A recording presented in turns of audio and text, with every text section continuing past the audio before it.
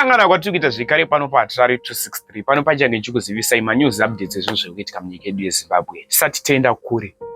Namba dzangu ndo dzamuri kuona pascreen, idzo dzakabuda idzo ndo dzamuri kuona pascreen.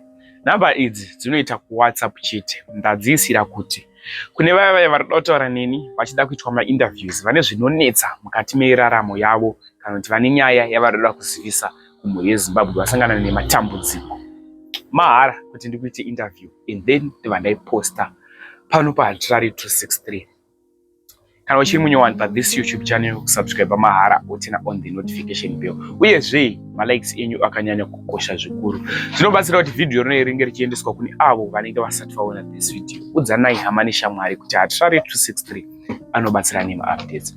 Nyande nozomuzwara nhasi nyaya yevarume avo vanga vari 6. Varume ava vari 6 vagari vekuchipinge, asi paitika chiitiko ichi vanga vari kuchiyadzwa. Varume ava magweja. Kana ndichinge ndati magweja ndinoreva gweja zvinoreva kuti varume vanoita zvekushava vachitsvaga goridhe. Ndo varume ava ndo basa ravo, saka vachinzi magweja. Varume ava vari 6 kudaro vakabika poison, vakazvibikira poison. Kanchiti poison vakatora gavakava vakariboilisa. After vaboilisa gavakava, mvura yegavakava ndo yavaimwa vachiti vasuke mudumbu nekuitira futi kuti vaite power panyaya dzebonde.